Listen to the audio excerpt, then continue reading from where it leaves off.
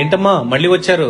ఏం లేదు నాయన, ఇందాడ సరుకులు తీసుకున్నప్పుడు ఎక్స్ట్రా 10 రూపాయలు ఇచ్చారు, అవి తిరిగి ఇచ్చేద్దాం వచ్చానయ్యా. అయ్యో అవునా? మరి అలాంటప్పుడు రేపు తీసుకొచ్చి ఇవ్వచ్చు కదమ్మా. ఎందుకు ఈ టైంలో తీసుకొచ్చావు? అవును, ఇందాక 20 రూపాయల గురించి బేరం ఆడావు. నేను ఎక్కువ రేటు కూడా అమ్ముతున్నాను అన్నావు. అది ఇందాక గొడవ పడింది నా డబ్బుల కోసం, ఇప్పుడు తిరిగి ఇచ్చింది మీ డబ్బులయ్యా. అక్రమంగా వచ్చింది ఏది మన దగ్గర పెట్టుకోకూడదయ్యా. ఎవరో చూడలేదు కదా నా డబ్బులు నేను తింటే భగవంతుడు చూడకుండా ఉంటాడయ్యా. అది నా బిడ్డలకు శాపం అయ్యా.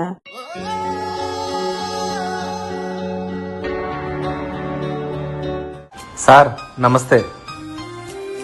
తిరుగారు నమస్తే, రండి. తిరుగారు ఏంటి సంగతిలో? ఏంటి అలా ఉన్నారు, ఏమైంది?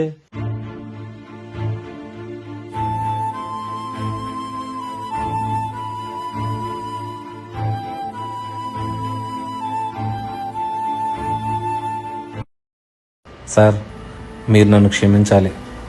పోయిన వారంలో లెక్కల్లో తప్పు రాసి ఆ 25,000 నేను తీసేసుకున్నాను. అవునా?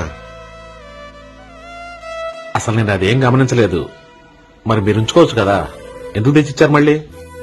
మీరైతే గమనించకపోవచ్చు, కానీ దేవుడు అనేవాడు పైన చూస్తూనే ఉంటాడు కదా సార్. ఈ పాపం సొమ్ము తీసుకొని నేను సంతోషపడితే రేపు నా పిల్లల పాలిట శాపంగా మారవచ్చని ఈ రోజే తెలుసుకున్నాను సార్.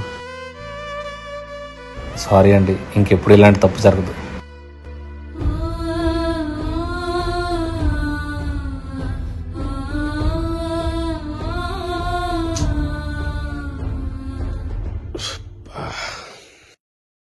ఏమైందండి, ఎందుకు అలా ఉన్నారు?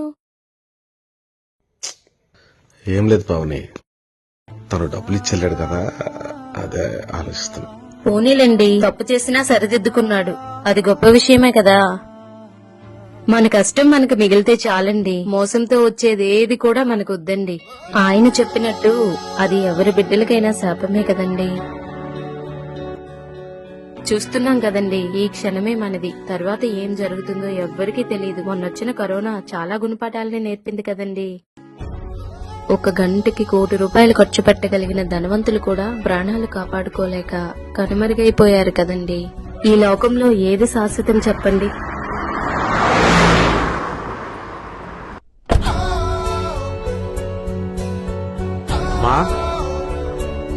ఎవరు కావాలండి? నువ్వు జ్యోతి వాళ్ళ అమ్మవే కదమ్మా? అవునండి. ఒక్కసారి అమ్మను పిలుస్తావు తల్లి? అలాగేనండి.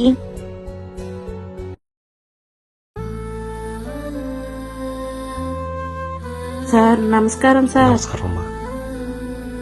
మీరు నన్ను క్షమించాలమ్మా. మీ ఆయన గారు బ్రతికుండగా నాకు ఒక 4 లక్షల రూపాయలు ఇచ్చారమ్మా. ఈ విషయం ఎవరికీ తెలియదు. ఇవి మళ్ళీ మా పాప పెళ్లి కుదిరినప్పుడు అడుగుతాను, మీ దగ్గర ఉంచండి సార్ అన్నాడు. ఆ కొద్ది రోజులకే పాపం ఆయన యాక్సిడెంట్ లో చనిపోయారు. ఈ విషయం ఎవరికీ తెలియదు కదా అని చెప్పేసి నేను అది మీకు చెప్పకుండా ఒకవేళ మీరు అడిగితే చూద్దాంలే అనుకున్నాను. మీరు ఇప్పటి వరకు అడగపోతే ఇంకేవద్దనుకున్నానమ్మా.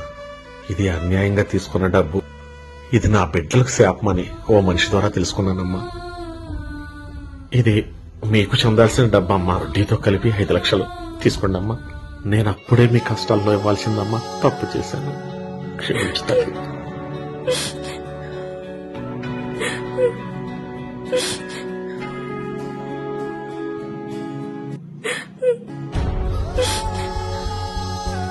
మీరు బాగుండాలయ్యా.